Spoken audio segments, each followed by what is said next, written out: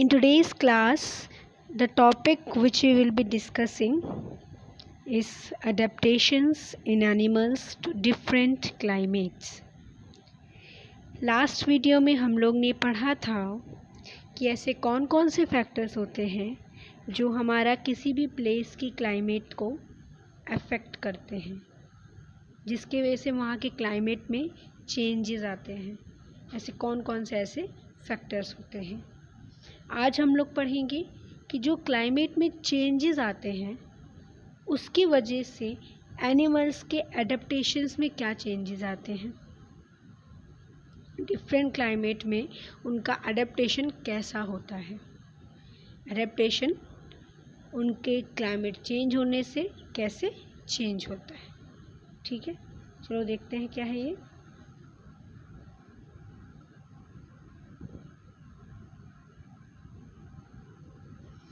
ये जो मैंने यहाँ पे स्लाइड अटैच करी है ये आपकी बुक की ही है। ठीक है, पढ़ते हैं। Adaptations in animals to different climates. Climate has an intense effect on all living organisms. Climates का काफ़ी ज़्यादा प्रभाव पड़ता है, काफ़ी गहरा, इंटेंस मतलब काफ़ी गहरा प्रभाव पड़ता है सभी लिविंग ऑर्गेनिजम्स में। सभी लिविंग ऑर्गेनिजम्स मतलब चाहे वो कोई भी लिविंग ऑर्गेनिज्म हो, चाहे वो हम लोग ह्यूमन बींग्स हो, चाहे वो एनिमल्स हो। अगर कोई भी जीवित प्राणी है, कोई भी जीवित आपका जानवर मान लो आप, कोई भी चीज़ अगर वो ज़िंदा है तो उसका उन पर बहुत ही ज़्यादा गहरा इफ़ेक्ट पड़ता है क्लाइमेट चेंज होने का, और क्लाइमेट का बहुत गहरा इफ़ेक्ट होता है। Both plants and animals adapt to survive in the conditions in which they live. दोनों plants और animals अडेप्ट करते हैं सर्वाइव करने के लिए, मतलब कि वो वहाँ पे रहते हैं और सर्वाइव करते हैं उन कंडीशंस में जहाँ पे उनको रहना होता है। जैसे कि अगर आप नॉर्थ इंडिया में रहते हो तो यहाँ पे अप्रैल से लेकर जून तक बहुत गर्मी पड़ती है, तो हम लोग क्या करते हैं, अपने आप के रहन सहन का तरीका बदल देते हैं। कॉटन क्लोथ्स पहनने लगते हैं, फैंस चल जाते हैं, एसीज चल जाता है, कूलर्स चल जाते हैं, रेफ्रिजरेटर में ठंडा पानी रखने लगते हैं हम लोग। ये सब चीज़ें हम लोग करने लगते हैं ताकि हम लोगों को ताकि हम लोगों को थोड़ा थोड़ा ठंडी प्रोवाइड होती रहे। ठीक है, तो क्या हो रहा है, we are adapting in that condition, in that climatic condition. हम लोग उन क्लाइमेटिक कंडीशन में अडेप्ट कर रहे हैं, सरवाइव कर रहे हैं, ताकि हम लोग सरवाइव कर सकें, उन क्लाइमेटिक कंडीशन में हम लोग जीवित रह सकें। और ये चीज़ प्लांट्स भी करते हैं, एनिमल्स भी करते हैं। ह्यूमन बीइंग्स भी एक टाइप ऑफ एनिमल्स ही हैं, बट विद डेवलप्ड ब्रेन। ठीक है, plants and animals living in a particular place adjust to change their lifestyle to survive there. Plants और एनिमल्स जो भी किसी पर्टिकुलर प्लेस में रहते हैं ना, वो एडजस्ट करते हैं या फिर चेंज करते हैं, मतलब कि अपने रहन सहन के तरीक़ों को क्लाइमेटिक कंडीशन के अकॉर्डिंग बदलना। जैसे कि जब हम लोग क्या गर्मियाँ पड़ती हैं तो हम लोग कॉटन क्लोथ्स पहनते हैं, जब हम लोग क्या सर्दियाँ पड़ती हैं तो हम लोग वूलन क्लोथ्स पहनते हैं। तो ये क्या हो रहा है, क्लाइमेट के हिसाब से हम लोग के रहन सहन, रहने का तरीका, कपड़े पहनने का तरीका, खाने के जो फूड आइटम्स हैं, सारी चीज़ें चेंज होती जाती हैं as per the climatic condition in which we people are residing. ठीक है, यहाँ पे लाइफस्टाइल का मतलब होगा रहन सहन का तरीका। द एडजस्टमेंट और changes in behaviour, psychology and structure of an organism to suit an environment is known as adaptation. Adaptation क्या होता है, जो बदलाव, जो चेंजेस इंसान किसी भी एनिमल के बिहेवियर में आता है, ठीक है, और जो उसका ऑर्गेनिज्म का स्ट्रक्चर होता है उसमें जो बिहेवियर आता है उस एनवायरनमेंट के अकॉर्डिंग, उसको हम लोग क्या कहते हैं, एडेप्टेशंस, ठीक है। Adaptation is of two types. Adaptation दो तरीके के होते हैं, एक होता है परमानेंट एडेप्टेशन, एक होता है temporary adaptation. What is permanent adaptations? Permanent adaptations are those adaptations which when acquired are passed on to the offspring generation after generation. These therefore have genetic basis. For example, fish are adapted to aquatic environment and birds are adapted to flying. Permanent adaptation का मतलब ये होता है ऐसे adaptation जो आपके genetic adaptations हो, जो आपको आपके जीन्स से मिले, ठीक है, जो पीढ़ी दर पीढ़ी मम्मी से फिर बच्चों में जाए, फिर उनके बच्चों में जाए, फिर उनके बच्चों में जाए, इस तरीके से जो ट्रांसफरिंग हो रही है ऑफ स्प्रिंग को generation by generation, that is known as permanent adaptations. और इसको हम लोग जेनेटिक बेसिस पे भी कह सकते हैं, जेनेटिकली या ऑफ स्प्रिंग में फ्रॉम देयर पेरेंट ट्रांसफ़र होता है, that is why they are known as permanent adaptation. ये आपका कभी ऐसा नहीं होता है कि आज है ये एडेप्टेशन की है तरीका आप में लेकिन कल नहीं है, नहीं, it will be permanent with in you or within any animal which are having the permanent adaptation. Like if you can see the example of fish में permanent adaptation क्या है, fish को पानी में रहना है तो उसको गिल्स होते हैं। अब वो जो गिल्स है वो उसके permanent adaptation का पार्ट है, वो उसके जेनेटिकली अपने पेरेंट्स से मिल रहे हैं, that is genetic adaptation, permanent adaptation. Birds हैं, बर्ड्स को आप किसी भी नॉर्मल बर्ड्स को जो उड़ती हो केवल उसको आप पानी में डाल दो तो वो मर जाएगी, या फिर आप पानी से फिश को बाहर निकाल लो तो वो मर जाएगी आफ्टर सम टाइम, क्योंकि उसका परमानेंट अडेप्टेशन कहाँ है, पानी के अंदर है। कुछ देर के लिए तो वो रह लेगी। अगर आपने एक्वेरियम देखे होंगे, एक्वेरियम्स में भी क्या होता है, पानी होता है, पानी के अंदर फिश होती है, because they are having permanent adaptation in water, so you cannot put them outside water, ठीक है। वैसे अगर आपको भी हम लोग कह दें, हम लोग खुद इंसान हैं, अगर हम लोगों को एक नो ऑक्सीजन इन्वायरमेंट में रखा जाए तो हम लोग नहीं रह सकते, ऑक्सीजन बिना मिले हम लोग रह पाएंगे नहीं।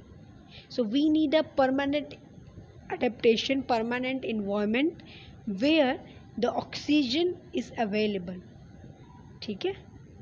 Temporary adaptations also known as short range adaptations are developed in response to temporary change in surroundings.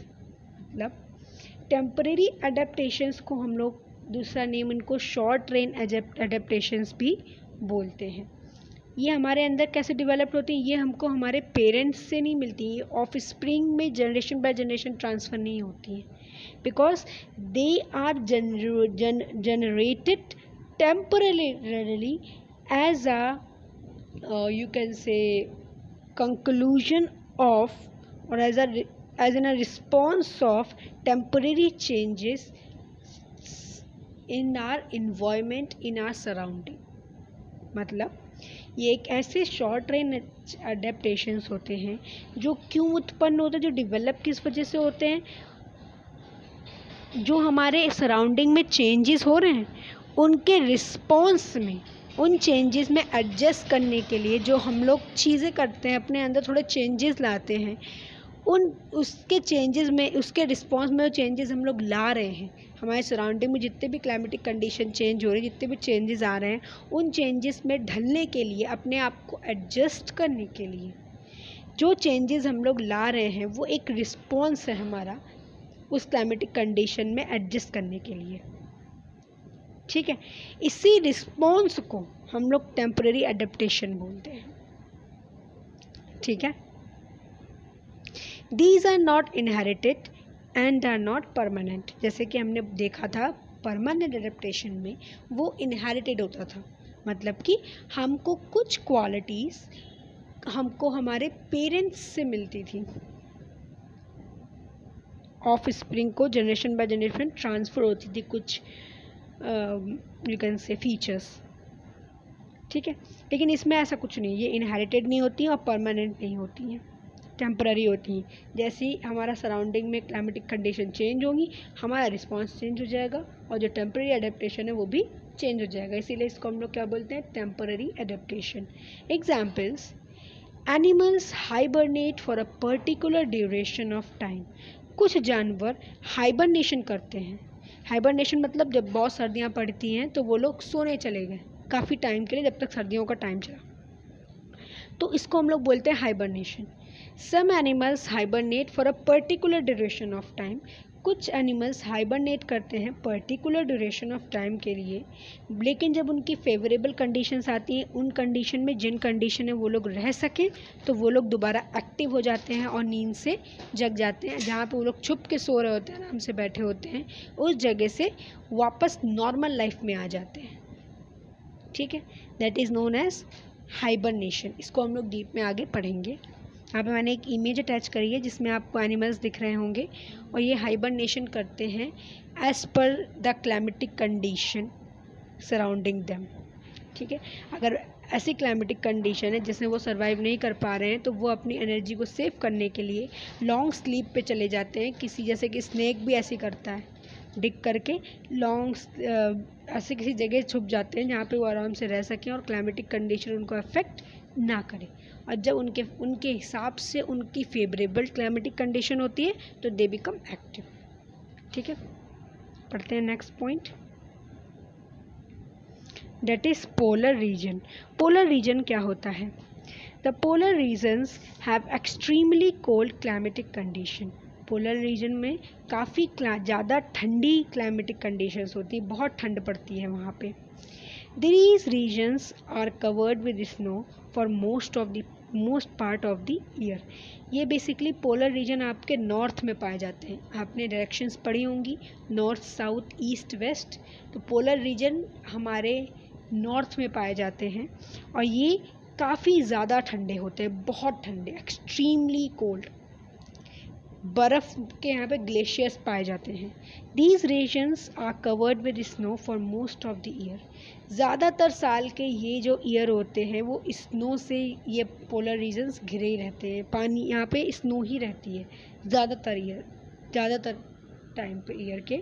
कई बार ऐसा भी होता है, मतलब कई बार क्या, जो मोस्टली आपने देखा होगा जैसे यहाँ पे तो बर्फ़ पड़ती नहीं है, लेकिन पोलर रीजन में अगर आप देखो तो ईयर में, एक साल में जितने भी मंथ्स होते हैं, 12 मंथ्स होते हैं, तो ज़्यादातर मंथ्स में वहाँ पे बर्फ़ ही रहती है। बहुत कम मंथ्स ऐसे होते हैं जहाँ पे बर्फ़ थोड़ा कम हो, ठीक है। During winters the temperature can be as low as 40 degree Celsius. Winters के टाइम पे जो टेम्परेचर होता है वो -40 डिग्री सेल्सियस तक चला जाता है, इससे भी नीचे जाता है कई जगहों में। तो to combat such extreme climatic condition, ऐसे क्लाइमेटिक कंडीशंस में सर्वाइव करने के लिए एनिमल्स जो वहाँ पे रहते हैं उनको कुछ अलग से भगवान ने स्पेशल अडेप्टिव फीचर्स दिए हुए हैं, ठीक है, ताकि वो वहाँ पे सर्वाइव कर सकें। General features developed by animal living in polar regions are, जो एनिमल्स पोलर रीजन्स में रहते हैं उन एनिमल्स में कौन कौन से ऐसे जर्नल फीचर्स हैं उसके बारे में हम लोग पढ़ेंगे। जो एनिमल्स पोलर रीजन्स में रहते हैं उनमें कौन कौन से जर्नल फीचर्स होते हैं हम लोग वो पढ़ेंगे। Animals living in polar regions are usually white और लाइट कलर। जैसे कि आपने पोलर बियर को देखा होगा, सफ़ेद कलर का होता है। तो बेसिकली यहाँ पे जो एनिमल्स रहते हैं ना, उनकी बॉडी काफ़ी लाइट कलर होती है और वाइट होती है। It makes them not easily visible in the snowy background and protect them from their predators. इससे क्या होता है, क्योंकि वहाँ पे अगल बगल सब जगह स्नो होती है, तो स्नो में उनका जो वाइट कलर होता है, बॉडी का वाइट लाइट कलर, वो उसकी वजह से छुपे रहते हैं, दिखाई नहीं देते उन लोगों को जो लोग उनका शिकार कर सकते हैं। It also helps them to catch their prey, और इसी तरीके से वो अपने शिकार, जो उनका खुद का शिकार है, उसको पकड़ पाते हैं। ना उनका कोई शिकार कर पाता है क्योंकि वो तो दिखते ही नहीं है जो उनका शिकार करने आया हो, चाहे कोई एनिमल हो, चाहे कोई भी एनिमल हो। एनिमल ही एनिमल को खाएगा, इंसान तो इतने डिफ़िकल्ट टेम्परेचर में जाएंगे नहीं, और जाएंगे भी तो कुछ टाइम के लिए जाएंगे, उनको दिखेगा नहीं एनिमल जिसका वो शिकार करने जाएंगे। ठीक है, तो पोलर रीजन्स में वैसे जाते नहीं हैं, बट अगर गए तो ठीक है। तो पोलर रीजन्स में जो एनिमल्स होते हैं, अगर उनको कोई चीज़ कुछ खाना है तो बेसिकली वो दूसरे एनिमल का शिकार करेंगे। जैसे कि मान लो बियर्स हुए, उनको फ़िश खानी है, तो स्नोई बैकग्राउंड होने की वजह से वो दिखाई नहीं देते हैं और वो लोग आराम से अपने प्रे को कैच कर लेते हैं।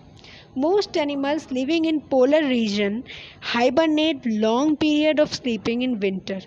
कई एनिमल्स जो पोलर रीजन में रहते हैं वो हाइबरनेशन करते हैं, मतलब कि long period of sleeping in winter. जब कई समय तक विंटर्स में कोई भी एनिमल सोता है तो उसको हम लोग क्या बोलते हैं, hibernation. During winter and utilize the energy from the food already stored in the body. Hibernation also minimizes their metabolic activity. Basically क्या होता है, जब बहुत ठंडी पड़ रही है, देखो वहाँ जब यहाँ वहाँ पे जब गर्मी पड़ती है तो भी ठंडी होती है, और जब ठंडी पड़ेगी तो और ठंडी हो जाएगी। तो इतनी ठंडे को वो लोग उस ठंडे में अडेप्ट नहीं कर पाते हैं, तो अब वो लोग सर्वाइव कैसे करेंगे, खाना वाना ढूंढने कैसे जाएंगे, तो वो लोग क्या करते हैं, लॉन्ग स्लीप में चले जाते हैं। लॉन्ग स्लीप मतलब कोई एक ऐसी सुरक्षित जगह देख के वहाँ पे आराम से चले जाते हैं और बैठ जाते हैं, सोते हैं, और जो खाना उन्होंने पहले खाया होता है उसी से उनको एनर्जी मिल रही होती है उनकी बॉडी को। और जब वो देखते हैं कि बाहर फेवरेबल कंडीशन है तो वो लोग बाहर आ जाते हैं और अपनी फिर से वही चीज़ें स्टार्ट करना शुरू कर देते हैं। और ये केवल विंटर्स में करते हैं ये लोग, ठीक है, जो हाइबरनेशन का प्रोसेस होता है। हाइबरनेशन से क्या होता है, इनकी मेटाबॉलिक एक्टिविटी कम हो जाती है। The animals in these regions have thick fur. Animals जो इस रीजन में रहते हैं उनके काफ़ी थिक फर होता है, मतलब कि काफ़ी मोटे मोटे बाल होते हैं जो उनकी बॉडी में होते हैं। And fleas on their bodies, this protect them from extreme cold. इस चीज़ से उनको जो बहुत ठंडी कंडीशंस होती है ना, काफ़ी एक्सट्रीम कोल्ड कंडीशंस होती है, उससे उनको बचाव होता है।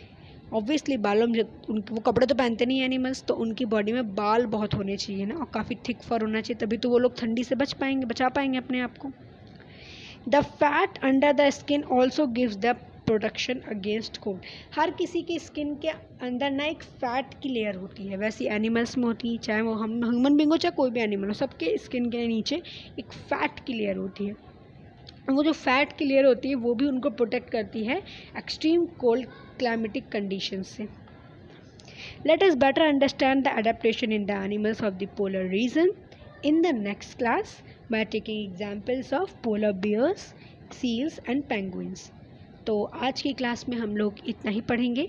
नेक्स्ट क्लास में हम लोग पढ़ेंगे कि जो पोलर एनिमल्स हैं, जैसे कि पोलर बियर हो गया, सील हो गया, पेंगुइन्स हो गया, जिसको आपने डिस्कवरी चैनल पे टीवी पे देखा होगा। सील एक बड़ा सा जानवर होता है, पोलर बियर तो वाइट कलर का पूरा होता है, खूब बड़ा सा, ठीक है। अब पेंगुइन नॉर्मल हाइट की होती हैं, ब्लैक एंड वाइट कलर की, और हाथ पाँव ऐसे ऐसे करके हाथ पाँव उनके होते हैं, और काफ़ी जो जैसे मतलब अ सॉर्ट ऑफ बर्ड ही होती है ये, ठीक है। तो नेक्स्ट क्लास में हम लोग यही डिस्कस करेंगे। टिल देन आप ये पढ़िए, और अगर आपको कोई भी डाउट हो तो you can ask me. Thank you and have a nice day.